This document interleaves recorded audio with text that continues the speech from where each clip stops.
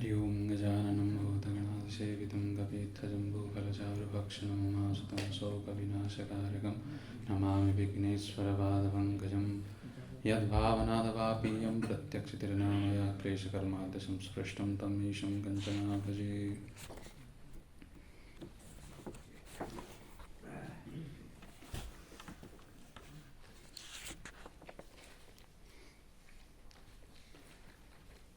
अब विघ्नों के बारे में हम लोगों ने विचार किया ना, तो विघ्न और विघ्न के सहचर जो है उन दोनों के विषय में विचार हुआ। तो विघ्न 9 प्रकार के हैं और उसके सहचर विघ्न होते तो फिर विघ्न के सूचक के रूप में ये आपको 5 मिल जाएंगे। अगर विघ्न होंगे तो विघ्न के साथ साथ में ये आपके शरीर में लक्षण घटते हुए दिख जाएंगे। अगर शरीर में पीड़ा हो रही है, दुस्थिति हो रही है, मन में चंचलता हो रही है, अंगों में कंपन ज़्यादा हो रहा है, श्वास प्रश्वास अनावश्यक, ठीक है, जो स्वाभाविक से अस्वाभाविक चल रहे हैं, श्वास प्रश्वास का विघ्न किस रूप से होगा? अस्वाभाविक रूप से अगर श्वास प्रश्वास ज़्यादा चलने लगे तो कुछ न कुछ बीमारी है, कुछ न कुछ दिक्कतें हो रही है, तभी आपको ये चिन्ह दिखाई देते हैं। तो ये साथ में होने वाले उपद्रव है, तो इनको ध्यान में रखना चाहिए, ठीक है। उनको किस कारण से हुआ पहले पहचानना चाहिए, ठीक है। ये आदि के कारण हो रहा है या व्याधि के कारण, दोनों को रूट कॉज अगर पता नहीं लगेगा मूल कारण, तो फिर उसका निवारण करना भी मुश्किल है। तो उसी के हिसाब से उसका उपचार करना चाहिए। और इन सब का एक उपाय तो इन्होंने यहाँ पर ईश्वर प्रणिधान बताई है, ठीक है। और साथ साथ में ईश्वर उपाय से, ईश्वर प्रणिधान से सारे दोषों का निवारण हो जाता है, ठीक। और अगर आपको उपाय पता है तो उससे भी कर लेना चाहिए, ठीक है। ये बात। 7 कैसे हुआ? 7 कैसे हुआ? 7 कहाँ से हो गए? 7 होगा। 7 नहीं है, 5 है ना। श्वास प्रश्वास है ना, श्वास प्रश्वास को एक ही गिनेंगे तो 4 ही होगा, नहीं तो श्वास को एक और प्रश्वास को अलग गिनेंगे तो फिर 5 होंगे, ठीक। हाँ, यहाँ टीका कहाँ तक चल रहा था इसको?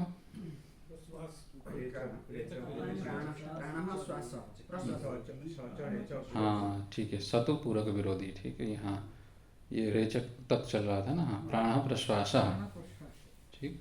अब कहते हैं कि यहाँ पर प्रश्वास कहा है तो प्राण को ही प्रश्वास के रूप में लेना चाहिए। प्रश्वास मतलब जो श्वास आप बाहर छोड़ते हैं तो उसको यहाँ पर प्रश्वास कहा है, उसी को प्राण शब्द से ये संकेत कर रहे हैं। तो श्वास लंबी लंबी अगर छोड़ने लग जाए तो ये भी योग के बाधकों के सहायक है, ठीक। अगर लंबी लंबी ज़्यादा श्वास चलने लगे तो किसी रोग के कारण हो रहा है, किसी न किसी आदि व्याधि के कारण हो रहा है, तो विघ्न उसमें है, ये समझना चाहिए। और यह किसका विरोधी होगा? सतु पूरक विरोधी। तो जो मात्रा के हिसाब से पूरक लेना चाहिए था, श्वास पूरक मतलब श्वास को जो अंदर भरते हैं उसको पूरक बोलते हैं, तो उसका ये विरोधी होगा ये प्रश्वास। अथवा ये तीनों को एक साथ मिलाकर के कह रहे, अथवा श्वासो बाह्य कुंभक विरोधी, प्रश्वास आंतर कुंभक विरोधी, अंगमेजयत्वं कुंभद्वय विरोधी इत्यर्थः। हाँ, अब ये आगे कह रहे कि अथवा इसको इस तरह से भी योग के विरोधी के रूप में लिया जा सकता है कि श्वास होगा, अगर श्वास बाहर ही छोड़ते रहेंगे तो बाह्य कुंभक विरोधी, श्वास अंदर लेंगे तो ठीक, श्वास का मतलब हो गया अंदर लेना, तो श्वास अगर अंदर लेंगे तो वो बाह्य कुंभक का विरोधी होगा। अब यहाँ इन्होंने बाह्य कुंभक और अंतर कुंभक दोनों ही ले लिया। शास्त्र में कहीं कहीं क्या है, बाहर कुंभक के लिए मिलता है तो ज़्यादातर नहीं मिलता है, इन्होंने दोनों का उल्लेख किया है, बाहर भी श्वास रोकना और अंदर भी श्वास रोकना। बाहर श्वास छोड़ करके रोका जाता है उसको बाह्य कुंभक बोलते हैं, और श्वास भर करके जो रोका जाता है उसको अंतर कुंभक बोलते हैं। अंतर कुंभक ही ज़्यादा प्रसिद्ध है, बाह्य कुंभक का ज़्यादातर शास्त्र में उल्लेख नहीं मिलता है। ज़्यादा मजबूत अभ्यासी हो तो कर सकता है, नहीं तो ये थोड़ा कठिन पड़ता है।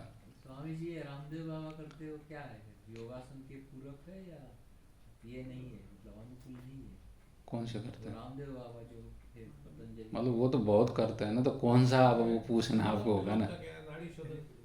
तो वो प्राणायाम का ही कई भेद है ना, जैसे प्राणायाम में यहाँ पर कितने प्राणायाम चाहिए उसकी दृष्टि से कह रहे हैं, और प्राणायाम का कई भेद हैं देखिए, ठीक। हठ योग में आपको 5 प्रकार के 10 प्रकार के प्राणायाम के भेद मिल जाएंगे, ठीक। तो प्राणायाम का ही भेद है। पहले तो आपके शरीर शोधन के लिए काम देगा, नाड़ी की शोधन के लिए काम देगा। अगर आंतर कुंभ ये अभ्यास में जाना होगा तो सूर्य भेदी प्राणायाम, ठीक है।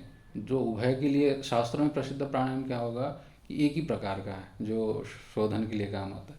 और हड्डियों के दृष्टि से अगर जाएंगे तो प्राणायाम के कई भेद मिल जाएंगे, ठीक। तो उसका भी उपयोग क्या है, प्राण शोधन ही है, नाड़ी शोधन ही है। उसका भी उपाय, जैसे दोनों नाक नहीं खुल रहे तो दोनों नाक के लिए फिर अलग से अभ्यास करते हैं, ठीक। और नाड़ियाँ मजबूत नहीं हुई तो उसके लिए अलग से अभ्यास करते हैं। शरीर में ऊर्जा नहीं हो रही है तब भी उसके लिए अलग से अभ्यास करते हैं। तो कई वो शरीर की स्थिति को देख करके अभ्यासों का अलग अलग क्रम है। उनसे कोई विरोध नहीं है। मैं पूछ रहा था एक सिंपल साधक के लिए, मतलब वो इड़ा पिंगला तो बहुत भारी हो गया। योगासन के दृष्टि से अगर शरीर स्वस्थ रखना है तो वो जो है वो हाँ ठीक है, वो करते रहिए, है, वो क्या हो नहीं गलत नहीं है, सही तो है।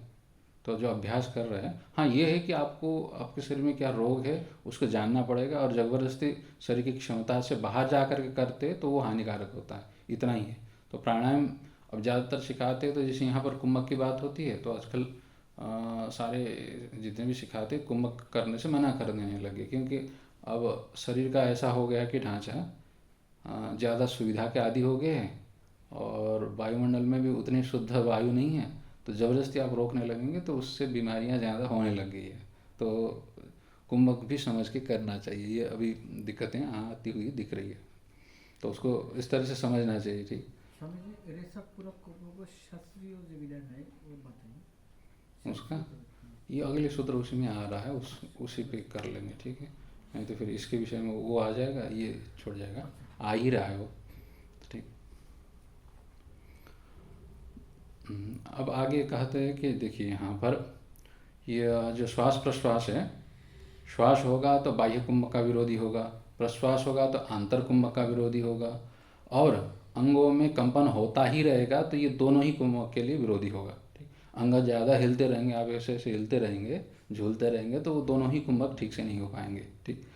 अब इसके लिए अब ये योग शास्त्र का वचन भी आगे कह ही रहे, नोच्छसे नैव निश्वस्यात्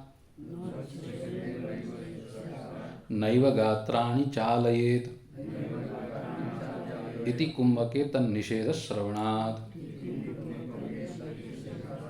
ठीक। यहाँ पर कह ही रहे कुंभक के अभ्यास के समय में नोच्छसेत, ठीक है, उच्छ्वास भी न ले, ठीक है, बाहर श्वास भी न छोड़े और निश्वास अंदर श्वास भी न ले, दोनों के लिए मना किया है। किसकी स्थिति में, कुंभक है। अगर आप कुंभक कर रहे हैं, कुंभ इव इति कुंभक है, ठीक है। जैसे कुंभ मतलब घड़े को कहते हैं, घड़े जैसे भरा हुआ रहता है उसी तरह से अंदर श्वास जो भरा जाता है उसको कुंभक बोलते हैं। इसलिए ज़्यादातर बाह्य कुंभक लेते नहीं हैं। तो कुंभक में करना क्या है, श्वास छोड़ना भी नहीं है, लेना भी नहीं है। तो ये कुंभक का अभ्यास है। तो उस समय में उच्छ्वास भी न, श्वास भी न छोड़े और निश्वास श्वास अंदर भी न भरे। ये दोनों प्रकार के अभ्यास करते हुए नैव गात्राणि चालयेत्, उस समय में शरीर को हिलाए डुलाए भी न। ये साथ में अभ्यास। अगर शरीर में अंग कंपन होता ही रहेगा ज़्यादा तो वो कुंभक का विरोधी है, ठीक। तो इस तरह से कुंभक के लिए शरीर में स्थिरता भी होनी चाहिए और श्वास का निरोध भी होना चाहिए। ये कुंभक का अभ्यास है। तो ये सब क्या होगा, अगर श्वास प्रश्वास चलते रहेंगे, अंगों में कंपन होता रहेगा, मन में दुस्थिति बनी रहेगी और मन में बहुत पीड़ा होती रहेगी। जैसे आप ज़्यादा ही पीड़ा में है उस समय में योगाभ्यास नहीं करना चाहिए, ठीक। मन में आपको ज़्यादा ही पीड़ा है, आप ज़बरदस्ती प्राणायाम करने लगेंगे, ये पीड़ादायक होगा और रोग देगा। तो शांत मन स्थिति में करना चाहिए, ठीक है। मन को फिर शांत कैसे रखे, ये भी तो उपाय है। तो इसके लिए भी अब आगे सूत्र आएगा, मन को स्थिर रख करके फिर इन चीज़ों का अभ्यास करना चाहिए। हाँ, दो पद किया, उच्छ्वसेत किया, निश्वस्यात् किया, ठीक है। एक उच्छ्वास न छोड़े और निश्वास न लेवे, ठीक है। उच्छ्वास बाहर श्वास छोड़ना, निश्वास अंदर श्वास लेना। तो ये दो सूत्रों में विघ्नों के बारे में और विघ्न के साथ साथ क्या क्या शरीर में हो सकते हैं इसका विवरण तो सुबह ही हो चुका। ये टीका इस तरह से यहाँ आया। अब इन विघ्नों को हटाने के लिए मूल उपाय क्या है, किस तरह से इन विघ्नों से बचा जा सकता है। ठीक, तो उसके लिए ये अगला सूत्र आ रहा है, विघ्नों से कैसे पार हो। आगे सूत्र देखते हैं, उसके लिए भूमिका आ रहा है, इत्थम अंतरायान उक्त्वा ते कस्मान नाशनीया इति अपेक्षायाम पूर्वोक्तम ईश्वर प्रणिधानम एव अस्मिन् अंशे स्मारयति। हाँ, ये सूत्र को लेकर के आचार्यों का अलग अलग मत है। ठीक, आगे जो सूत्र आ रहा है 32वां, इस सूत्र का इसमें अभ्यास के लिए कह रहे, एक तत्व के अभ्यास के लिए, और एक तत्व क्या लेना चाहिए इस विषय को लेकर के।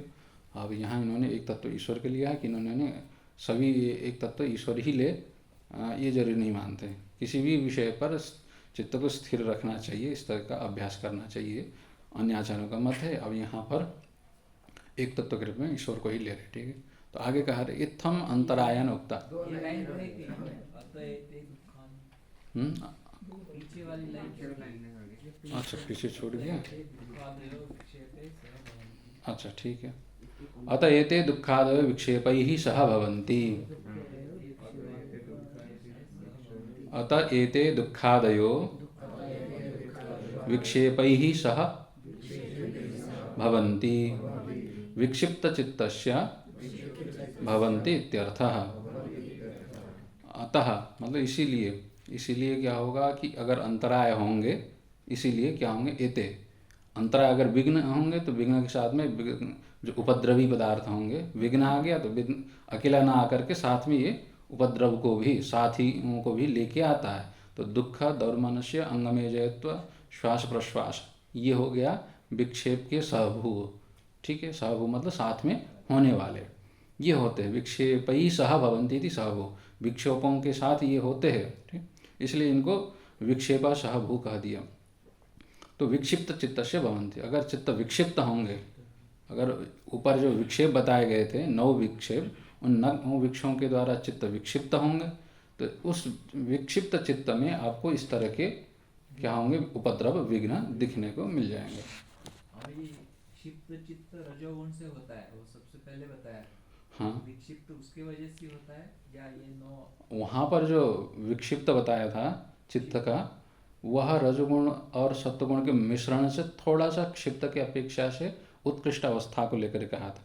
वहाँ चित्त की अवस्था को लेकर कहा, यो चित्त के 5 अवस्था थी ना, उसको लेकर के वहाँ पर विवरण किया। और यहाँ पर जब विक्षिप्त कहा रहे हैं, वहाँ यहाँ पर विक्षिप्त का मतलब हो गया कि चित्त को विक्षेप कर रहे हैं। अब होगा विक्षेप तो रजोगुण के ही कारण, इसमें कोई संशय नहीं है। ठीक, रजोगुण से चित्त में विक्षेप होगा, और विक्षेप करने वाले कारक कौन है, उसके लिए यहाँ पर कहा कि ये विक्षेप करने वाले विक्षेपक है, तो विक्षेप करने वाले को ही यहाँ पर विक्षेप शब्द से कहा। ठीक, वहाँ पर विक्षिप्त करके किसको कहा, चित्त की अवस्था को कहा दिया। और वो किस प्रकार के होगा, क्षिप्त की अपेक्षा थोड़ा सा उत्कृष्ट है। क्षिप्त रजोगुण के कारण हो रहा था, तो विक्षिप्त थोड़ा सा सत्व मिश्रण के कारण उत्कृष्ट अवस्था हो रहा था। ठीक, उस दृष्टि से कहा। और यहाँ पर जब विक्षेप कह रहे हैं तो रजोगुण के कारण ये आपको क्या हो रहा है, ये कई विक्षेपक तत्व मिल रहे, 9 विघ्न मिल रहे, उन 9 विघ्नों के कारण ये चित्त को विक्षेप दे रहे। विक्षेप मतलब चित्त को योग अवस्था में रहने नहीं दे रहे, उससे हटा रहे। इस दृष्टि से इनको क्या कह रहे, चित्त का विक्षेप कह रहे। तो दोनों जो पीछे और जो आगे है, यहाँ दोनों में थोड़ा सा अंतर है। वहाँ की विक्षिप्त अवस्था और यहाँ का विक्षेप, विक्षेपक कहिए इसको, चित्त को विक्षेप कराने वाले विघ्न। ठीक, इस दृष्टि से कहा। हाँ, इस तरह से यहाँ पर अंतरायन उक्त्वा, इस प्रकार यहाँ अंतराय मतलब विघ्न, उन विघ्नों का निरूपण हो गया और विघ्न के सहभू सहकारी का भी निरूपण हो गया। अब उन विघ्नों का निवारण किस प्रकार से होगा, ते कस्मा नाशनीय, मतलब उन विघ्नों को किस उपाय से, कस्मात यहाँ हेतु अर्थ में, किस हेतु से, किस उपाय से नाश करना चाहिए, उन विघ्नों को और विघ्न के सहभुओं को हटाना चाहिए। हटाने का उपाय क्या होगा, तो ये प्रश्न होने पर इसका उत्तर पहले भी दे चुके हैं। ठीक, अंतरायाभावश्च कहा था ना, ततः प्रत्यक्ष चेतनाधिगमो अंतराया भावश्च करके सूत्र में उत्तर दे चुके थे।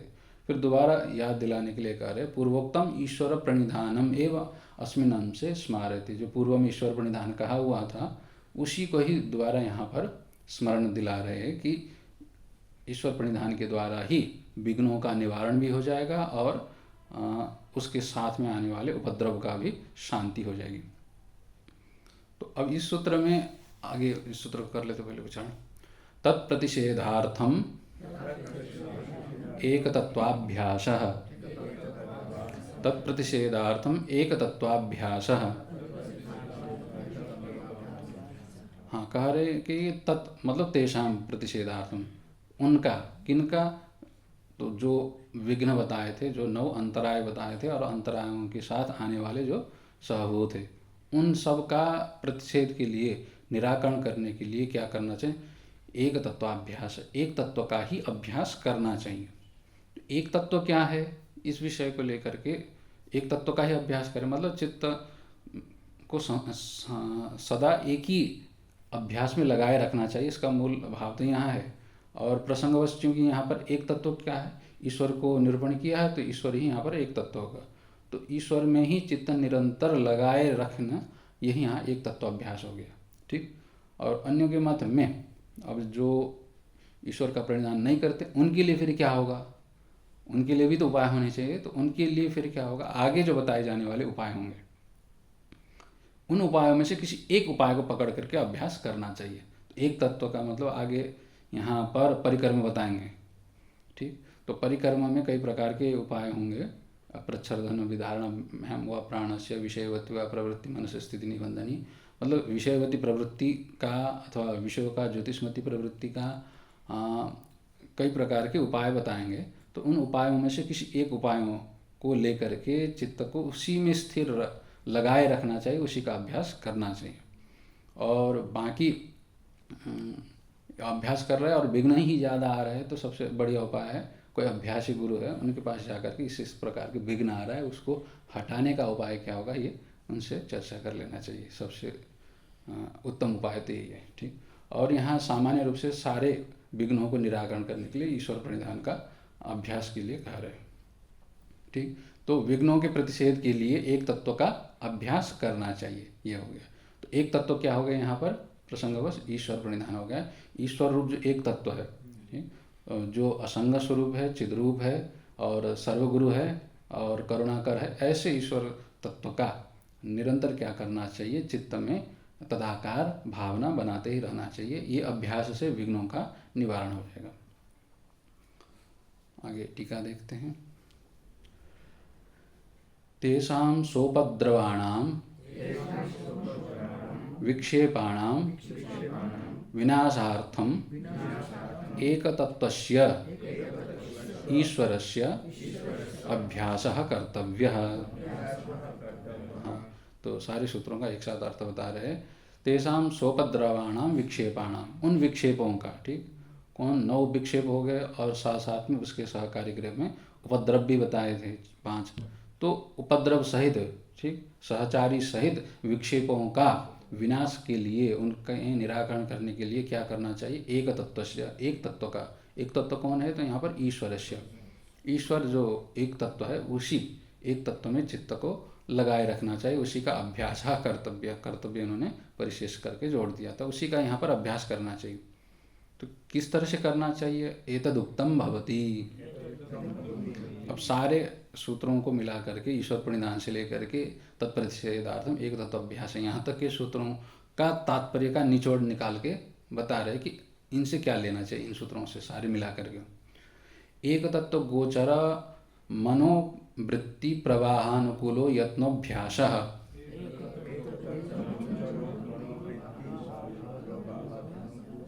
हाँ, कह रहे कि एक तत्व गोचर मनोवृत्ति प्रवाहानुकूलो यत्नोभ्यासः। तो अब ईश्वर को लेकर के एक तत्व का अभ्यास करना चाहिए ना। तो यहाँ पर अभ्यास से क्या लेना चाहिए? तो प्रयत्न लेना चाहिए। किस प्रकार का प्रयत्न? एक तत्व गोचर मनोवृत्ति प्रवाहानुकूल, ठीक, एक ही विषय को लेकर के, एक ही तत्व को लेकर के मन की जो वृत्ति बनती है, ठीक, मन किसी विषय को लेकर के वृत्ति बनाता है और एक ही तत्व को लेकर के वृत्ति बनाए और उसके प्रवाह के अनुकूल, मतलब उसी के प्रवाह चलता रहे। वृत्ति बनी किसी एक विषय को लेकर के और उसी विषय को लेकर के वृत्ति का प्रवाह बनता रहे, इस प्रकार का जो प्रयास होगा, प्रयत्न होगा, उसी को यहाँ पर अभ्यास कह रहे हैं। ठीक, तो एक तत्व का अभ्यास क्या हो गया, ईश्वर तत्व को लेकर के चित्त वृत्ति का प्रवाह बनते रहे, इसके निमित्त जो मन में संकल्प होगा, उत्साह होगा, इस तरह से जो निरंतर बना रहेगा वो एक तत्व का अभ्यास कहलाएगा। और वह अभ्यास कब तक करना है, सच दीर्घ काल नैरंतर्य सत्कारैर दृढ़म आसेवितव्यः। हाँ, और यह जो अभ्यास होगा, यह जो आपको प्रयास जो करना है, एक बार का प्रयास नहीं होगा, दीर्घकाल तक निरंतर, बीच में बिना टूटे और बड़ा ही सत्कार के साथ, प्रेम के साथ, भक्ति के साथ। अब इनके द्वारा जब अभ्यास करेंगे तो वो क्या होगा, दृढ़ होगा। दृढ़म आसेवितव्य मतलब मजबूती के साथ, मजबूती इन उपायों से आता है, दीर्घकाल नैरंतर्य और सत्कार से ही क्या है, अभ्यास में मजबूती आती है। एक तत्व गोचर मनोवृत्ति प्रवाहानुकूल यत्न। ठीक है, यत्न यहाँ अभ्यास शब्द का अर्थ हो गया। एक तत्व ईश्वर कह दिया, फिर उसके बाद अभ्यास आया ना, तो अभ्यास किस तरह से लेना चाहिए, तो एक तत्व गोचर है, एक तत्व ईश्वर को ले लीजिए, अथवा आप किसी विशेष प्रकार के ध्यान का अभ्यास कर रहे हैं तो फिर वो भी एक तत्व के अंतर्गत आ जाएगा। उसको गोचर मतलब उसको विषय करने वाला जो मन की जो वृत्ति है, वो मन की वृत्ति का क्या होना चाहिए, प्रवाह होनी चाहिए, बहता रहे, इसके अनुकूल प्रयास, उसी को यहाँ पर अभ्यास कर दिया। ठीक, और उस अभ्यास का क्या दृढ़ीकरण क्या होगा कि दीर्घकाल तक निरंतर और प्रेम से, सत्कार से उसका दृढ़ीकरण होगा। आसेवितव्य, इस तरह से उस अभ्यास का सेवन करना चाहिए, अभ्यास करना चाहिए, ताकि वो दृढ़ बने। इन उपायों के द्वारा दीर्घकाल नैरंतर्य और सत्कार के माध्यम से उस अभ्यास को और मजबूत बनाना चाहिए। अब जब इस तरह से मजबूती अभ्यास में आ जाती है तो फिर आसेविते च तस्मिन् व्याध्यादयो वासनाः क्षणेनैव विशरारुतां यान्ति। हाँ, तो कह रहे कि आसेविते च तस्मिन्, जब इस प्रकार से आप अभ्यास का सेवन करेंगे, ये एक तत्व के अभ्यास को दृढ़ मजबूती बनाएंगे, तब इसका आसेवन करने पर, सेवन का अर्थ अनुभव क्या, अभ्यास, आसेवन का मतलब अभ्यास को दोहराना, यहाँ यही है। अभ्यास कर रहे हैं तो अभ्यास करते रहिए, इसका यही तात्पर्य। यहाँ सेवन का मतलब खाना तो है नहीं, तो खाने का मतलब उस चीज़ को अपने जीवन में उतारना है। ठीक, और जैसे भोजन होता है उसका सेवन होगा, ठीक है। अगर भजन का भी सेवन होगा, मतलब जप का सेवन करिए, मतलब जप करिए, ये अर्थ होता है। अभ्यास का सेवन करिए मतलब अभ्यास करिए, ये अर्थ है।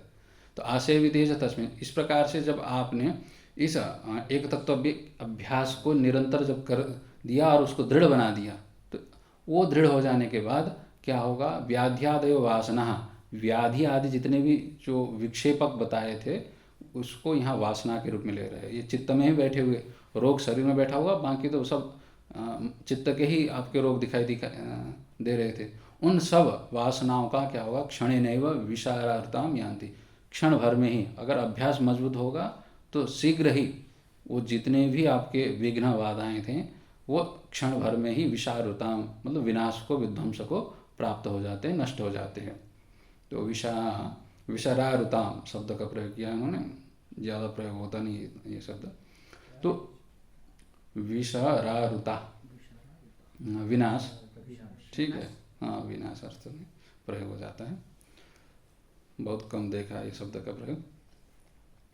तो विशरारुता को वो प्राप्त हो जाते हैं। कौन प्राप्त हो जाते, जो व्याधि आदि है, रोग आदि है, जो विक्षेपक थे, वो सारे विनाश को प्राप्त हो जाते, मतलब विनष्ट हो जाते हैं, ये अर्थ हो गया। तो तदुक्तम यह अब ग्रंथ का उदाहरण भी दे रहे हैं, जैसे ये प्रसिद्ध भी है, कहा गया है, क्या है, वासना संपरित्यागे यदि यत्नं करोष्यलं तत्ते शिथिलतां यान्ति सर्वाधिव्यादयः क्षणात्। हाँ, तो इसी बात को ये श्लोकबद्ध करके कह रहे हैं कि ये जब अभ्यास होता है तो वासना संपरित्यागे यदि यत्नम करोष्यलम, वासना के परित्याग करने में यदि पर्याप्त आप प्रयत्न करते हो, ठीक है, तो यहाँ वासना का परित्याग का मतलब ये होगा कि एक तत्व का अभ्यास ही यहाँ वासना का परित्याग होगा, क्योंकि एक तत्व के अभ्यास करने में आपको सारे वासनाओं का परित्याग करने ही पड़ेंगे। तो वासना का संपरित्याग में यदि यत्न अच्छी तरह से कर लेंगे और वृत्ति निरोध में अच्छी तरह से एक तत्व के अभ्यास में अच्छी तरह से यत्नम करोषि, ठीक है, अच्छी तरह से अगर प्रयत्न करने लग जाते हैं, पर्याप्त अल मतलब पर्याप्त रूप से ये प्रयास किया जाता है, तो तत्ते शिथिलताम यान्ति, तब फिर वो वासनाएं क्या होंगे, शिथिल होते जाएंगे।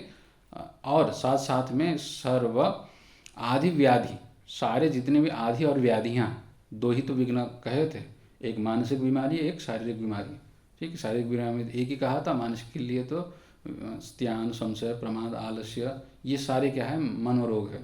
ये सारे क्या होगा, क्षणात् शिथिलताम यान्ति, क्षण भर में ही, क्षण भर में मतलब अभ्यास की दृढ़ता होने के बाद, तत्काल नहीं, मतलब आपने अभ्यास अभी अभी शुरू किया, सब सारे ये जितने विघ्न है वो तत्काल नष्ट हो जाएंगे, इसे नहीं। अभ्यास जैसे दृढ़ होंगे वैसे वैसे ये विघ्न कम होते जाएंगे, ठीक है। अब एक अभ्यास के द्वारा दूसरे अभ्यास को कम करना ही होता है यहाँ पर, क्योंकि ये जितने भी आपके मनोरोग है वो आदत ही है, ठीक है। आलस्य भी आदत ही है और संशय करना भी आदत ही है। अगर संशय करते जिंदगी करते रहेंगे तो उससे विपरीत जब अभ्यास करते हैं तो फिर क्या होगा, ये अभ्यास छूट जाता है, तो ये शिथिल हो जाते हैं। तो इस तरह से शिथिलता को ये जितने भी विघ्न बाधा हैं प्राप्त हो जाते, कम हो जाते हैं, ठीक। यहाँ तक अब ईश्वर के अभ्यास से, ईश्वर के प्रणिधान से विघ्नों का विनाश के लिए कह दिया। अथवा यहाँ पर इस सूत्र का दूसरा भी अर्थ कर सकते हैं, ठीक है। तो विघ्नों के हटाने के लिए, चित्त में संशय के लिए तो फिर सत्संग करना पड़ेगा, बाकी जो चित्त में अनवस्थित्व है और स्त्यान है इत्यादि को हटाने के लिए विपरीत अभ्यास करना पड़ेगा, और उसके लिए एक तत्व का अभ्यास करना जरूरी हो जाता है, ठीक। और एक तत्व क्या लेना चाहिए, तो ईश्वर भक्ति के मार्ग में लगे हुए के लिए ईश्वर ही एक तत्व हो जाता है। जो ईश्वर की भक्ति में नहीं लगे उनके लिए क्या होगा कि किसी विशेष अभ्यास को ही एक तत्व के रूप में ले लेना चाहिए, ठीक है। तो उसी अभ्यास में ऐसे लगनशील होकर के लगना चाहिए, तो उसी से बाकी सारे विघ्न हट जाते हैं। ये मुख्य है। आगे भाष्यकार ने भी कहा है, भाष्यकार व्यास जी ने ही स्वयं, योग का निर्देश करने के लिए तो पहले गुरु चाहिए होता है, फिर अभ्यास करते हुए फिर योग का जो अभ्यास है वो अभ्यास ही आपके लिए गुरु बन जाता है। क्योंकि आप आगे चलते जाते हैं तो मार्ग चलने पर, जैसे अब किसी को पूछा, ठीक है, अब यहाँ से आपको जाना है केदारनाथ, बद्रीनाथ, कहाँ से जाना है पूछा, किसी से पूछने पर संकेत तो दे देगा, इधर से उत्तर की ओर चले जाओ, उतना तो आपको पता लग गया। तो फिर आगे बढ़ते जाएंगे तो फिर रास्ता ही आपको रास्ता दिखा देता है। उसी तरह से यहाँ पर अभ्यास किया हुआ जो साधन है वही आपके लिए गुरु बन जाता है। शुरू में तो उस मार्ग को निर्देश करने के लिए गुरु की आवश्यकता होती है, नहीं तो फिर आप विपरीत दिशा में जा सकते हैं, ठीक। तो सही दिशा में जाने के लिए गुरु का उपदेश होगा, फिर उसके बाद अभ्यास करने पर वो अभ्यासी योग ही योगस्य उपाध्याय ऐसा कहा है, योग ही योग का गुरु हो जाता है। फिर साधन ही, क्योंकि साधन आप कर रहे हैं तो आपको पता लग जाता है कि यहाँ तक पहुँच गया हूँ, फिर आगे बढ़ना है करके, इस तरह से। अब यहाँ पर आगे जो है, पहले ये सारे अभ्यास किस में होगा, स्थिर चित्त में ही होगा। अगर चित्त अप्रसन्न रहेगा, ठीक, आंदोलित बना ही रहेगा, तो ऐसे चित्त में अभ्यास नहीं हो पाता है, ठीक। और संसार में राग द्वेष इत्यादि भरा हुआ है, तो उन सब से डील कैसे करना है, चित्त को कैसे शांत रखना है, ये उपाय आगे बताने जा रहे हैं। चित्त प्रसाद के उपाय है। जब तक चित्त प्रसन्न नहीं होगा कोई भी कार्य नहीं हो पाता है, तो चित्त में स्थिरता होनी चाहिए, ठीक। तो स्थिरता के लिए बेसिक उपाय क्या होगा ये आगे बताने जा रहे हैं। ये सूत्र ये संप्रज्ञा समाधि के लिए भी उपयोगी होगा, ठीक, और बाकी साधन में भी जो लगे हैं उनके लिए भी इस तरह के जो उपाय है बड़े काम के होते हैं। तो आगे ये 33वें सूत्र, ये बड़ा सुंदर सूत्र है, ठीक है। जीवन के किसी भी पक्ष में ये सूत्र अगर लगा लेंगे बड़े सुखी रहेंगे। अधुना संप्रज्ञात भूमि रूपैकाग्रतोपायान मैत्री इत्यादि यथाभिमत इत्यन्तेन सूत्र सप्तकेन आह। अब कह रहे कि यहाँ से ये 33 सूत्र से लेकर के आगे यथाभिमत ध्यानात्वा यहाँ तक के जो 7 सूत्र होंगे, इन 7 सूत्रों में क्या करेंगे कि संप्रज्ञात समाधि के लिए उपयोगी एकाग्रता को कैसे प्राप्त किया जा सकता है, उन उपायों को बताएंगे। ठीक, अब इसमें ईश्वर प्रणिधान का समुच्चय है। ठीक है, ईश्वर प्रणिधान करते रहिए और बाकी भी उपाय करते रहिए, और साथ में ये 33वें सूत्र में जो बताएंगे चित्त प्रसाद का उपाय, इसका भी समुच्चय है। संप्रज्ञात भूमि, भूमि मतलब अवस्था, जमीन नहीं है, अवस्था लेना है। संप्रज्ञात भूमि मतलब संप्रज्ञात भूमि मतलब अवस्था, उस अवस्था संप्रज्ञात कौन सी अवस्था में होगी? एकाग्र चित्त में होगी। तो संप्रज्ञात का जो भूमि है अवस्था, कौन सी भूमि होगी? वो एकाग्रता ही भूमि होगी वहाँ। संप्रज्ञात जैसे चित्त की भूमि बताई थी ना पहले, चित्त, विक्षिप्त, मूढ़, ये 3 है, इनमें संप्रज्ञात नहीं होते। संप्रज्ञात की भूमि, संप्रज्ञात भूमि किस में होगी? तो एकाग्र चित्त में होगी कहा था। तो उसी के लिए यहाँ पर संप्रज्ञात का भूमि मतलब संप्रज्ञात किस कौन से चित्त की अवस्था में हो सकती है समाधि, तो उसके लिए कह रहे हैं कि एकाग्रता ही वो भूमि है, अवस्था है संप्रज्ञात समाधि के लिए। तो उस एकाग्रता के लिए उपाय क्या करने चाहिए? तो चित्त को स्थिर करने के लिए उपाय क्या करना चाहिए, ये अर्थ निकला। चित्त को एकाग्र स्थिर करने का उपाय कहाँ से बताएंगे? यहाँ 33वें सूत्र से लेकर के आगे यथाभिमत ध्यानात्वा यहाँ तक, ठीक, उपाय बताएंगे। उन उपायों में से पहले वाला जो उपाय है ये तो आपका समझ चाहिए, करना ही है, और बाकी की जो उपाय है सभी करने नहीं, सभी में से किसी एक को करना है। ठीक है, इसलिए इसके लिए विकल्प नहीं है, बाकी के लिए विकल्प है। तो 7 सूत्रों के द्वारा क्या कहेंगे यहाँ पर? चित्त को स्थिर करने का उपाय बताने जा रहे हैं। तो सबसे पहले ये चित्त को पहले प्रसन्न करने जा रहे हैं, फिर उसके बाद कोई उपाय विशेष को यहाँ पर बताते हैं। सूत्र देख लीजिए। मैत्री करुणा मुदितोपेक्षाणां सुख दुख पुण्य विषयाणां भावनातस चित्त प्रसादनम। मैत्री करुणा मुदितोपेक्षाणां सुख दुख पुण्य विषयाणां भावनातश्चित्त प्रसादनम। कह रहे कि चित्त क्योंकि दुखी रहता है, या तो राग से, या तो द्वेष से, या तो अभिमान से, इत्यादि कारणों से क्या होता है? चित्त कलुषित होता है, और कलुषित चित्त ही अस्थिर रहता है, चंचल रहता है। तो ऐसे चंचल चित्त में, अस्थिर चित्त में, या तो दुखी अथवा रागी चित्तों में क्या होगा कि समाधान जो है, समाधि की जो उपाय है वो लगेंगे नहीं, हो नहीं पाता है। तो पहले चित्त को समझाना तो पड़ेगा ना, चित्त को स्थिर करना पड़ेगा, प्रसन्न करना पड़ेगा। प्रसन्न चित्त में ही क्या होगा कि ये उपाय आप समाधि के साधन कर पाएंगे, अन्यथा नहीं हो पाएगा। ठीक, तो चित्त को स्थिर कैसे करें? राग द्वेष आदि को हटाने के लिए जो बाह्य उपाय तो करना ही करना है, अब आंतर उपाय कैसे होगा? तो उसके लिए कह रहे हैं कि यहाँ भावना ही है उपाय, और कोई उपाय नहीं है। कहते हैं कि भावनातः, भावना से ही, चिंतन से ही, मनन से ही आप चित्त के कलमश को दूर कर सकते हैं। तो कैसी भावना करनी चाहिए? तो यहाँ पर भावना करने का तरीका बता रहे हैं। तो संसार में क्या होगा कि मैत्री, अब ये भावना, मैत्री की भावना करनी है, यहाँ पर करुणा की भावना करनी है, मुदिता की भावना करनी है, और उपेक्षा की भावना करनी है। ठीक है, मैत्री, करुणा, मुदिता और उपेक्षा, 4 भावना करने के लिए कहा रहे। और ये भावना किस में करनी है, किसके प्रति करनी है? तो कहते हैं कि सुख दुख पुण्य विषयाणाम। ठीक, सुख विषयाणाम, दुख विषयाणाम, पुण्य विषयाणाम, ठीक है, अपुण्य विषयाणाम। ठीक, जो सुख का विषय है, इसका मतलब जो सुखी है, इसका अर्थ ये हो गया। सुख विषय में क्या करनी है? भावना करनी है। कौन सी भावना करनी है? तो ये क्रमशः लगा लीजिए। ठीक है, सुख विषयाणां मैत्री भावनातः चित्त प्रसादनम, दुख विषयाणां करुणा भावनातः चित्त प्रसादनम। ठीक, इसी तरह से क्रमशः अपुण्य विषयाणां उपेक्षा भावनातः चित्त प्रसादनम, पुण्य विषयाणां मुदिता भावनातः चित्त प्रसादनम। ये क्रमशः, मुदिता मतलब प्रसन्नता, प्रसन्न हो जाना। अब ये भावना करनी चाहिए, किस प्रकार से करनी चाहिए, तो ये यहाँ प्रक्रिया बताई। तो सबसे पहले यहाँ पर दुख विषयाणाम, दुखी, अच्छा दुख नहीं सुख है ना, तो सुखी विषय को लेकर के अगर कोई सुखी है, अब क्या होता है कि चित्त में दूसरे को सुखी देख करके खुद दुखी हो जाता है। ये है ना चित्त का बड़ा, अगर अपना नहीं है पराया है तो पराया धन को देख करके चित्त में दुख होता है।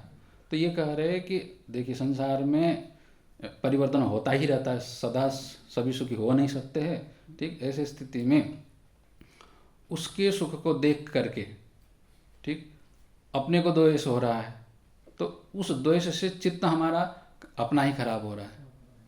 तो ऐसे अपने चित्त को खराब करके दूसरे को सुखी देख करके या तो क्या अपना होगा तो राग होगा, ठीक है, आसक्ति बढ़ेगी, शत्रु होगा तो द्वेष बढ़ेगा, दोनों है। ठीक है, अपना ही व्यक्ति होगा तो उसको सुखी देख करके क्या हो जाता है कि ज़्यादा आसक्ति होगी तो आसक्ति बढ़ जाता है। ज़्यादातर शत्रुओं को सुखी देख करके मन में द्वेष की भावना उत्पन्न हो जाता है। तो उसके लिए कह रहे क्या करना चाहिए, बाकी जो सुखी होंगे उनके प्रति मैत्री भावना करनी चाहिए। ठीक, तो इससे चित्त में द्वेष कम हो जाता है। सुखी प्राणियों के प्रति क्या भावना, मैत्री भावना। मैत्री भावना का मतलब होता है जैसे मित्रता की जो भावना है, जो अपना कोई व्यक्ति होगा और उसकी उन्नति हो रही है, अगर वो सुखी हो रहा है, जैसे माँ को अपने बेटे की उन्नति देख करके अथवा उसके सुख को देख करके क्या होगा, प्रसन्नता होती है ना, उसमें द्वेष भावना नहीं आती है।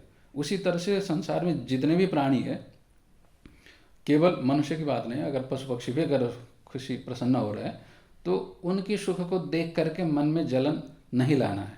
हाँ अच्छा ये अपने ही तो है सारे, तो वसुधैव कुटुंबकम करके ये जो भावना है ना, मतलब कोई सुखी हो रहा है और उस सुख को लेकर के आप में द्वेष ना आए, इसके लिए क्या करना होगा, ये सारा जगत ईश्वर का ही क्या है, ये बनाया हुआ है। तो ईश्वर ने जैसे अपने को बनाया उसी तरह से ईश्वर को भी, उसको भी बनाया, और परमात्मा ने बड़ा अच्छा किया कि उसको सुखी बना दिया।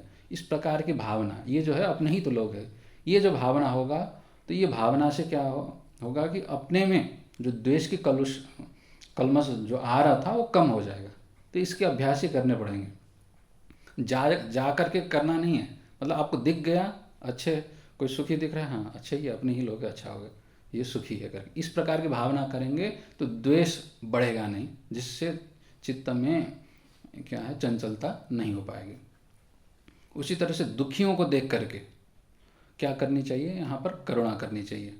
तो दुखी प्राणियों के प्रति, जैसे शत्रु को दुख होता है तो फिर मन में गर्व होने लग जाता है, हाँ, तो इससे क्या होगा, ईर्ष्या और असूया बढ़ने लग जाता है। तो दुखी प्राणियों को देख करके यहाँ पर क्या करनी चाहिए, करुणा की भावना रखनी चाहिए, जिससे चित्त कोमल हो जाता है और इसमें स्थिरता आने की संभावना बढ़ जाती है। अब यहाँ पर करुणा की भावना करनी है, और एक बात ध्यान में रखना चाहिए कि अब अभ्यास में लगे हैं तो करुणा तो भावना करनी है। अब जा कर के फिर हॉस्पिटल दौड़ दौड़ के सेवा करते रहेंगे तो फिर आपका अभ्यास छूट जाएगा, ये भी ध्यान में रखना है। अगर आपको सेवा ही करना तो सेवा करिए, ये मना नहीं कर रहे हैं। अब यहाँ पर योगाभ्यास जो साधक है उस जो साधना में लगा हुआ है कि दुखी प्राणियों को देख करके उनके दुख न हो, यही भावना करनी, और अभ्यास आपको योग का ही करना है। ठीक, तो आप कहाँ पर लगे हैं ये ध्यान रखना चाहिए। उसी चीज़ में लगे रहेंगे तो फिर जो मुख्य ध्येय है वो छोड़ जाता है। तो द्वेष भी नहीं रखना है, राग भी नहीं रखना है। तो यहाँ पर दुखी प्राणियों को देख करके करुणा की भावना, और उसके बाद अगर कोई आपको पुण्यात्मा दिख जाता है, कोई अच्छे कर्म कर रहे हैं, ठीक है, जब ध्यान कर रहे हैं, साधन कर रहे हैं, उनको देख करके फिर द्वेष नहीं करना है। ये कंपटीशन हो जाता है तो द्वेष हो जाता है, इसने इतना जब किया इससे ज़्यादा मैं करके दिखाऊंगा। अब उसने अगर किया तो फिर क्या हो जाता है, पुण्य आत्मा को देख करके बुद्धि में क्या होगा, द्वेष बुद्धि अगर हो गई तो फिर चित्त अपना ही कलुषित होगा। इतना 6 घंटा ध्यान करता है नहीं ये सब सो करके बैठा रहता है, ये ध्यान में नहीं करता, सब नाटक करता है, नोटिंग करता है। इस तरह की जो बुद्धि अगर आप चलने लग जाती है ना, तो ये क्या है कि ये बुद्धि अपने को ही कलुषित कर देती है। वो क्या जानता है, उसको कुछ नहीं पता, वैसे ही बैठा रहता है, ढोंग करता है। अब ये सारे करने में अगर आपका समय चला जाए ना, तो इससे क्या होगा कि एक तो आपको निंदा रस आने लग जाती है, तो फिर उसमें डूब जाते हैं, और चित्त में फिर ये द्वेष की बुद्धि और बढ़ जाती है, तो हर चीज़ में शंका होने लग जाती है, तो आप अपने साधन में बढ़ नहीं पाएंगे। तो पुण्यात्मा अगर कोई अच्छा काम कर रहा है, सुंदर कार्य हो रहा है, पुण्य का कार्य, तो उसको देख करके प्रसन्नता करनी चाहिए। ध्यान करा, हाँ बड़ा सुंदर कार्य है, बस इतना कर दिया तो आप अपने मन से प्रसन्न हो गए। अगर कोई अच्छा कार्य करता है और उससे आप प्रसन्न होते हैं, तो उस आपको भी वैसे कार्य करने के लिए प्रेरणा मिल जाती है। कोई अच्छा कार्य करता है, उसमें आप अप्रसन्न होते हैं, तो फिर उसमें क्या होंगे आप, या तो उसमें से कुछ कमियां निकालने में लग जाएंगे कि किया तो अच्छा ही है, फिर भी करके आप उसमें से जो दोष निकालने लगेंगे तो असूया होगी, ठीक है। उससे तो हमारा ही अच्छा करके कर लेंगे तो फिर इसी ईर्ष्या दिखने लग जाएगी, तो या तो गुणों को छुपाने लग जाएंगे या तो दोषों को निकालने में लग जाएंगे दूसरों की, तो ये ईर्ष्या और असूया बढ़ते हैं, ठीक। इस तरह से अगर ये भावना करेंगे पुण्यात्मा को देख करके सत्कार्य हो रहा है तो बड़ा सुंदर है, अपने मन में प्रसन्नता लाएंगे तो फिर ईर्ष्या और असूया आने का चांस नहीं रहेगा। इस तरह से अब अपुण्य है, जैसे पापी है, पापी को देख करके देखो कि दुनिया बहुत खराब हो गई है, करना चाहिए था जब ध्यान परमात्मा में लगना चाहिए, सब खत्म हो गया। अब इस तरह से सोचते रहेंगे ना, पापियों को देख करके उनकी निंदा ही करते रहेंगे। अब सारे संसार को पुण्यात्मा तो बनाया नहीं जा सकता है। अब बगल में जो भी देखते हैं, देखो इतना भी नहीं करता है, ये ध्यान भी नहीं करता है, जब भी नहीं करता है, इस तरह से स्वाध्याय में भी नहीं आता, ये भी नहीं करता। अब पापियों को देख करके मन में इस तरह से बड़ा पापी है, इतना भी नहीं करता, ये इस प्रकार की बुद्धि होती है तो द्वेष बुद्धि बढ़ने लग जाती है। तो आपके चिंतन मन में क्या होगा, पापियों के पाप का चिंतन करने लग जाता है, तो चित्त फिर पाप ही हो जाता है। यो यत श्रद्धा स एव स, ये भगवान गीता में कहा है ना, जिसकी जिसमें श्रद्धा हो जाती है वो वही रूप में परिवर्तित हो जाता है। तो आप पापियों के चिंतन करने में इस तरह से लग जाएंगे तो उसकी उपेक्षा, और यहाँ पर उपेक्षा शब्द का प्रयोग किया है, ठीक है, निंदा आदि करने में लग जाएंगे, और उस पापी को पाप से हटा कर हम उसके उद्धार कर देंगे, ये सब सोचने लग जाएंगे, तो फिर क्या होगा कि आपकी बुद्धि उसी में लग जाएगी। तो इसलिए उनके प्रति क्या है, उपेक्षा, तटस्थ की भावना है, ठीक है। ये अब साधकों के लिए है, ठीक है। अब ये कानून व्यवस्था करने वाले के लिए नहीं है, वो भी तटस्थ हो जाएंगे तो फिर व्यवस्था बिगड़ जाएगा, ठीक है। अब सबकी अपनी अपनी मर्यादा होती है ना। अब योगी का मर्यादा ही है, अब जैसे कानून व्यवस्था करने वाले की मर्यादा ये तो नहीं है ना, अगर कोई अपराध कर रहा है तो उसके प्रति भी तटस्थ हो जाए, ये नहीं। उनके लिए तो दंड का विधान है, दंड करना चाहिए। और यहाँ योग के जो अभ्यासी होंगे उनके लिए क्या होगा कि चित्त उनमें न लग जाए, उसके प्रति क्या होगा, उपेक्षा की भावना। उपेक्षा का मतलब ये हो गया कि जो भी कर रहा है उसका प्रभाव मन में नहीं आ रहा है। तो इस दृष्टि से जब इस तरह से भावना करते हैं तो चित्त में आपने अपने आप को क्या किया, राग की भावना से, द्वेष की भावना से, ईर्ष्या की, ये जो दोष है, इन सब से चित्त को बचाए ना। ऐसे होने पर चित्त क्या होगा, राग भी कम होने लगे, द्वेष भी कम होने लगा, ईर्ष्या भी कम होने लगा, द्वेष भी कम होने लगा, और पुण्यात्मा साधकों को देखकर प्रसन्नता हुई तो फिर आपको करने का और उत्साह मिलने लगा। तो इससे क्या होगा, चित्त प्रसन्न होगा। प्रसाद कहा ना, प्रसाद एक सर्व दुखानाम हानिरस्य बजायते, वहाँ पर भी कहा चित्त का जब प्रसाद होता है तो सारे दुख मिटने लगते हैं। तो दुख ये राग द्वेष आदि का जो होता है तो वो मिटने लग जाता है। तो चित्त, यहाँ प्रसाद का मतलब होगा कि चित्त प्रसन्न कब होता है, जब स्थिर रहता है। अब इन्हीं वजहों से, दोषों के वजह से ही क्या हो रहा है, चित्त अस्थिर हो रहा था, तो कम हो जाएंगे, ठीक। तो ये सूत्र बड़े काम का है, ये सूत्र याद ही कर लीजिए, बाकी करे न करे, ये साधकों के लिए जो भी साधना करना चाहते हैं उनके लिए। सूत्र न भी याद हो, सूत्र के अर्थ कम से कम मनन करने के लिए बड़े काम के हैं। तो किस तरह से अपने आप को दुखों से, रागों से, द्वेषों से बचाया जाए, उसके लिए बड़ा सुंदर सूत्र है, ठीक है। तो आगे इसका टीका देखें, आगे है ना सूत्रार्थ समझ में, ठीक है। मैत्री, करुणा, मुदिता, मुदिता मतलब प्रसन्नता, आनंद का अनुभव करना, किसको देख करके, पुण्यात्मा को देख करके, और पापियों को देख करके उपेक्षा की भावना। तो यहाँ पर विषय लिखा है ना, तो सुख दुख पुण्य अपुण्य विषयाणाम, तो प्रत्येक का संबंध कर लेना है एक एक के साथ, ठीक। दुख विषयाणाम ठीक है, इस तरह से मैत्री भावनातः, ये सुख विषयाणाम मैत्री भावनातः और दुख विषयाणाम ये इस तरह से एक एक का भावना करना है, ठीक है। उपेक्षाणाम भावना, ठीक है, ये भावना ऊपर ही जुड़ेगा और पहले आपको क्या लगाना है, सुख दुख पुण्य विषयाणाम, ठीक, ऐसे पुरुषों के प्रति ये अर्थ होगा। तो उनके प्रति क्या करना है, मैत्री करुणोदित उपेक्षाणाम भावनातः, तो उपेक्षा की ये भावना करनी है। तो क्रमशः लगा लीजिएगा। अब टीकाकार कह रहे हैं, चित्तम ही राग द्वेष पुण्य पापैः कलुषी क्रियते।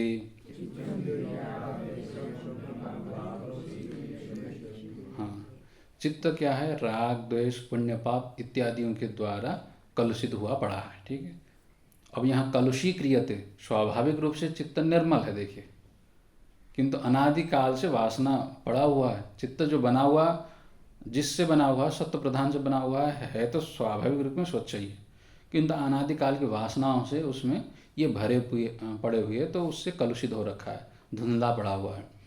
तो किससे धुंधला हुआ है चित्त, राग से, द्वेष से, पुण्य से और पाप से भी, क्योंकि योगी के लिए पुण्य भी यहाँ पर कलुष ही माना जाता है, कलमश ही, धुंधला ही माना जाएगा, ठीक, योग के दृष्टि से। अब इनके द्वारा चित्त क्या होगा, धूमिल पड़ा हुआ है, कलुषी का मतलब हो गया धूमिल हो गया, चंचल हो रखा है, ठीक। तत्र स्वप्नादौ स्वेन अनुभूयमानं सुखम अनुशेते सर्वं सुखजातं मे भूयात् इति कश्चित् धीवृत्ति विशेषो रागः। हाँ, अब ये कह रहे हैं कि देखिए, चित्त क्या होगा, राग द्वेष पुण्य पाप इनसे कलुषित हो रखा है, और उसमें से अब यहाँ पर इन्होंने कहा स्वप्नादव, स्वप्न केवल स्वप्न नहीं, जागृत में भी, जागृत स्वप्न दोनों ही है, ठीक है। जगत को ये स्वप्न की तरह ही देखते, तो फिर इन्होंने स्वप्न ही कह दिया। तो स्वप्न आदि में स्वेन अनुभूयमानम सुखम अनुशेते, स्वप्न में आपने कुछ सुख भोग लिया, ठीक है। अब जागृत में सारे सुख भोगना मुश्किल हो जाता है, स्वप्न तो काल्पनिक है, कुछ भी भोग सकते हैं, इसलिए स्वप्न की प्रधानता दे करके दिखाया। अब अपने ही द्वारा भोगा हुआ जो सुख है, उस सुख का आप क्या करते हैं, अनुशय करते हैं। अनुशय का मतलब बार बार उसी का चिंतन करते हैं, ठीक। आपने भोगा एक बार, भोगने के बाद फिर उसका चिंतन क्या हो रहा है, बार बार हो रहा है। किस तरह से हो रहा है, सुखम अनुशयते, मतलब सुख जो है पीछा करने लग जाता है। फिर इसका मतलब एक बार भोगा हुआ जो सुख है, चाहे स्वप्न में भी भोगिए, चाहे जागृत में कहीं भी भोग लीजिए, भोगने के बाद, सुख भोगने के बाद भोगा हुआ जो सुख है वो पीछा करने लग जाता है, ठीक है, बैठ जाता है, पीछे पीछे चित्त में ऐंठ जाता है। तो किस तरह से बैठ जाता है, सर्वम सुख जातम में भूयात, सारे जितने सुख है वो सब हमको ही मिले। एक बार आपने भोग लिया तो हाँ बड़ा सुंदर लग रहा है, तो सारे सुख हमको ही मिले। तो इस प्रकार से क्या है, सुख क्या पैदा करता है, राग पैदा कर देता है। राग विशेषो इति कश्चित धीवृत्ति विशेषो राग, ये बुद्धिवृत्ति, धी मतलब बुद्धिवृत्ति ही एक विशेष प्रकार से राग को पैदा कर देती है। अब पहले आपने सुख भोगा, अब ये राग क्या है, सुख भोगने के बाद फिर उस सुख की जो तृष्णात्मक जो वासना है उसी को क्या कहते हैं, राग कहते हैं।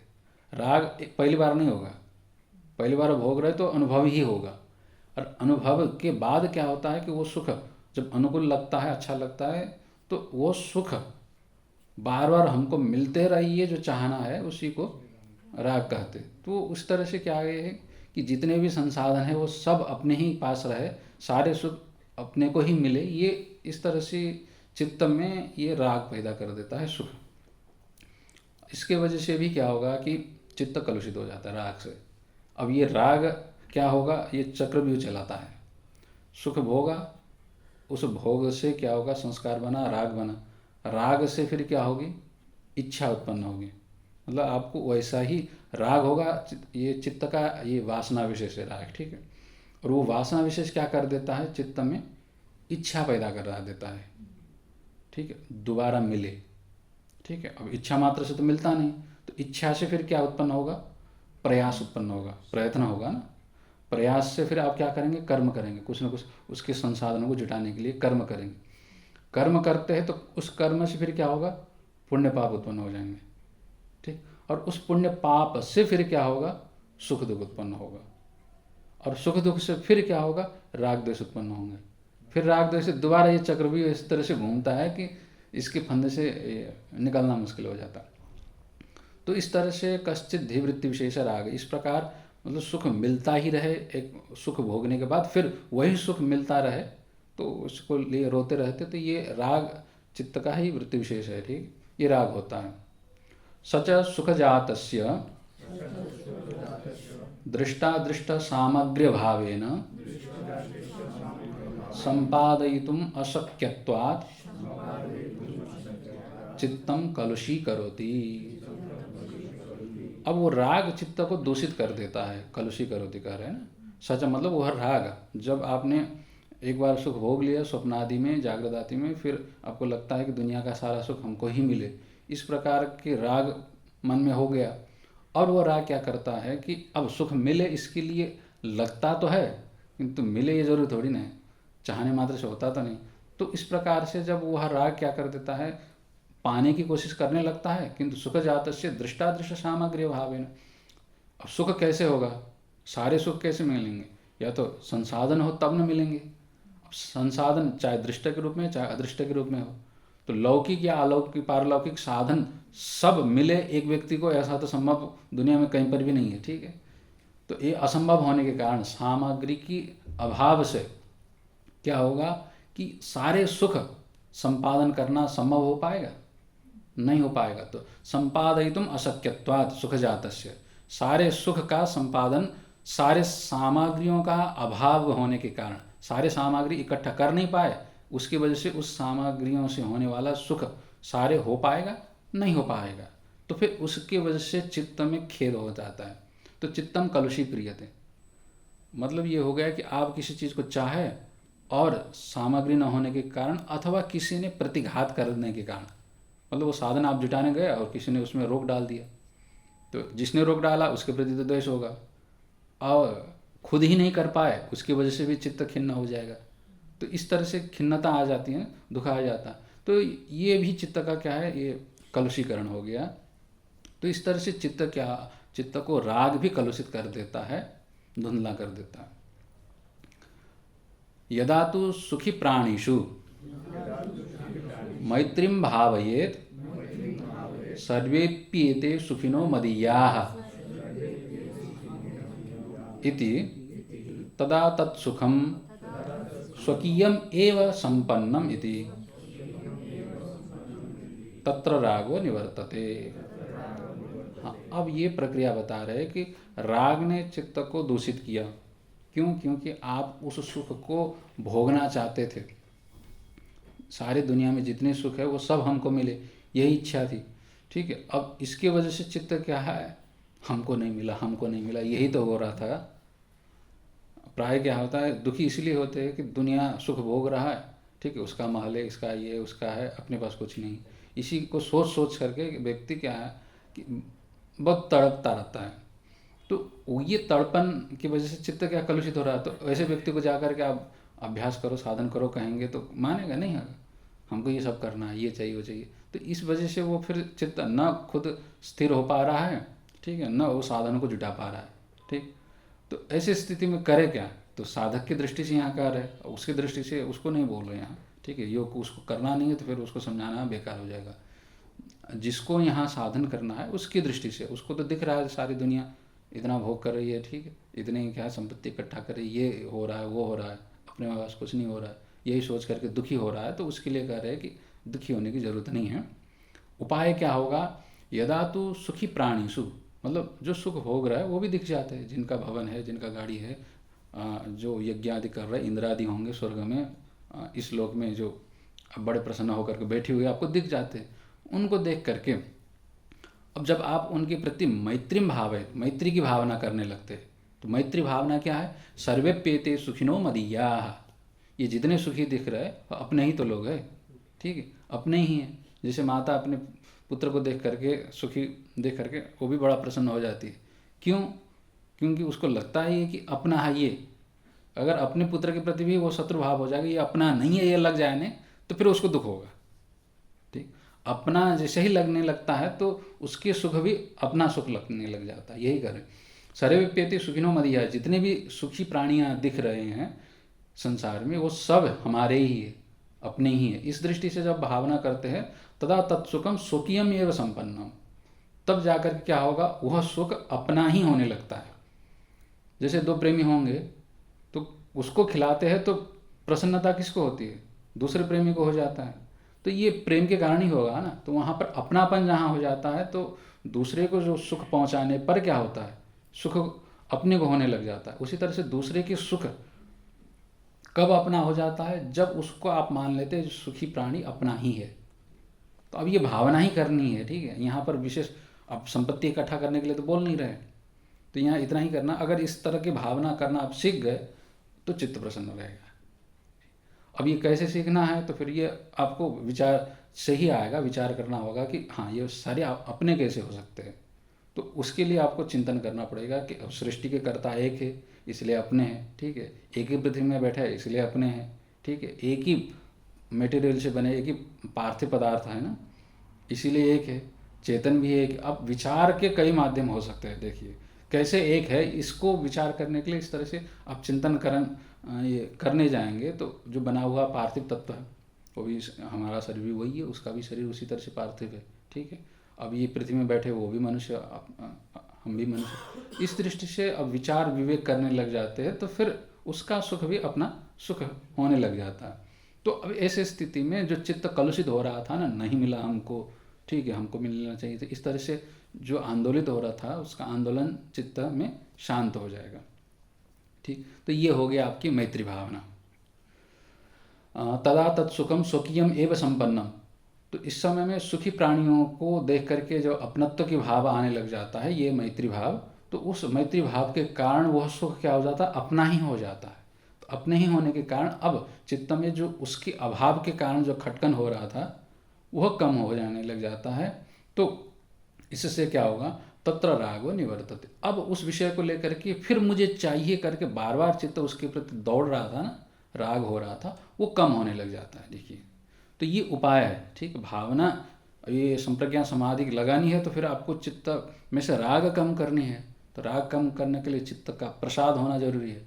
ठीक है, तो प्रसाद किस तरह से होगा, ये शब्द का अर्थ क्या है, स्वकीयमेव और स्वकीयम एव संपन्नम इति तत्र रागो निवर्तते। ये दो शब्द का अर्थ क्या हुआ, संपन्नम सक्रियमेव और संपन्नम। स्वकीयम एव संपन्नम, अपना ही हो गया, संपन्न मतलब हो गया, संपन्न हो गया बोलते हैं ना, कार्य संपन्न हुआ मतलब कार्य पूरा हो गया।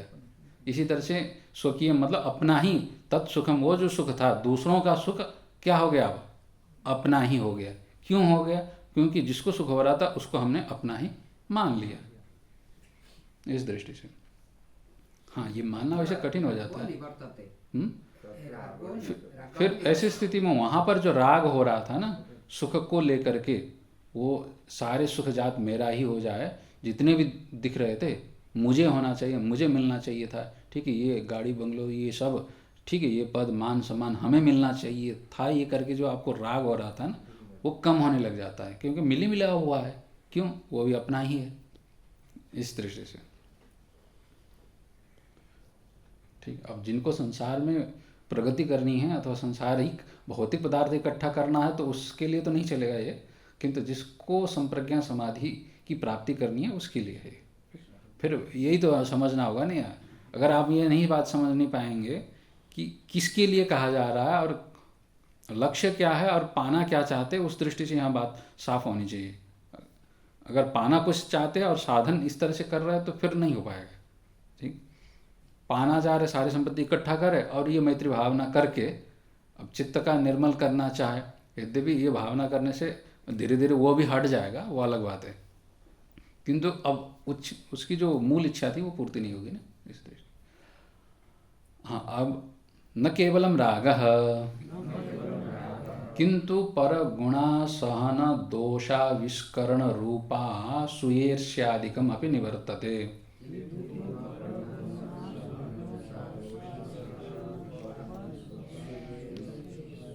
हाँ हाँ, अब ये कह रहे हैं कि न केवलम राग, केवल राग की बात नहीं है, केवल राग ही हटेगा ऐसा नहीं है। जब मैत्री भाव करते हैं तो मैत्री भाव करने से राग के साथ साथ क्या क्या हटेंगे, तो कह रहे हैं कि ईर्ष्या और असूया इत्यादि भी जो कल्मश है, दोष है, उनका भी निवारण हो जाएगा। तो उसके लक्षण क्या है, ईर्ष्या और असूया को कह रहे हैं कि परगुण असहन और दोषाविष्करण रूप, ठीक है, दूसरों के गुणों को सह न पाना, मतलब दूसरे की अच्छाई देख न पाना, ये हो गया आपका असूया, ठीक है। ईर्ष्या हो गई, ईर्ष्या हो गई, और दूसरों के गुणों में से दोष का आविष्करण करना, ये हो गया असूया। ये दो बात, मतलब दूसरे की अच्छाई जो है आपको सहन नहीं हो पा रहा है, कोई प्रगति कर रहा है, कोई अच्छा कर रहा है, तो गुणों को देख न पाना, चित्त में उबाल आ जाता है ना, दूसरे को अच्छा करते हुए देखते हुए, तो चित्त में जो जलन हो जाती है यह, और दूसरे जो अच्छा कर रहा है तो उस अच्छे में से बुराई छांट के निकालना, ये हो गया आपका असूया। ईर्ष्या और असूया में ये अंतर है, ठीक। ईर्ष्या ये हो गई कि सहन ही नहीं पा रहा है, चित्त में जलन हो रहा है दूसरे को सुखी देख करके। जैसे शत्रु अगर सुखी हो जाए तो क्या हो जाता है, मन में ईर्ष्या हो जाती है, इसको सुख क्यों मिला करके, ये गुणों को देख करके ये अच्छा दिख रहा है, अच्छा लगा रहा है, अच्छा कर्म कर रहा है, तो वो अच्छा ई को देख करके अपने में जो जलन होता है तो इसको ईर्ष्या कह दिया। और उस अच्छाइयों में से, गुणों में से फिर आप क्या करेंगे, ईर्ष्या की वजह से असूया आ जाता है, क्योंकि आपको जलन हो रहा है, तो फिर अपने आप को संतोष देने के लिए आपको क्या करना पड़ेगा, जो अच्छाई दिख रही वो अच्छाई नहीं है, बुराई है, ये मान लेते हैं। तो फिर ये बुराई इसलिए करनी पड़ती है कि क्योंकि उसकी अच्छाई को देख करके हमको जलन हो रहा है, तो जलन को शांत करने के लिए कोई तो उपाय निकालने पड़ेंगे। तो उसको ये मैत्री भावना उपाय पता नहीं है, तो फिर वो कौन सी भावना कर लेता है, असूया की भावना करने लगता है कि जो अच्छाई दिख रही है वो अच्छाई नहीं है बल्कि बुराई है। ये करने पर क्या हो जाता है, अब संतोष होता है कि हाँ भाई उसमें अच्छाई नहीं है, जो दिख रहा है वो केवल ढोंग है, पाखंड है उसमें बुराई है।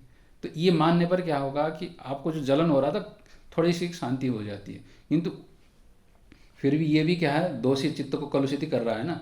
अब असूया क्या कर रहा है, यथार्थ देखने नहीं दे रहा है, आप कल्पना कर रहे हैं ना, गुणों में से दोषों को निकाल कर रहे हैं, तो दोष अगर आप ज़्यादा ही चिंतन करेंगे आप भी उसी तरह के दोष के अभ्यासी हो जाएंगे, और यथार्थ देखने नहीं देगा, चित्त में यही दोष हो गया। असूया, ये ईर्ष्या होगी तो चित्त में जलन होता ही रहेगा, चित्त अशांत रहेगा। तो इस तरह के जो दोष है, एक तो राग रूप जो दोष है, कल्मश है, वो भी हटा। किससे हटा, मैत्री भाव से। और दूसरा दोष कौन सा था, ईर्ष्या और असूया। यह भी अगर आपने सुखी प्राणी को देख करके, गुणवान को देख करके आपने क्या किया, मैत्री भाव कर लिया, जो दिखे हुए है अपने ही है, अपना ही है, मानना ही तो है। अब किंतु चित्त बड़ा विचित्र है, देखिए दुनिया में मानने से काम चल जाता है, तब भी चित्त मानने के लिए तैयार नहीं होता है।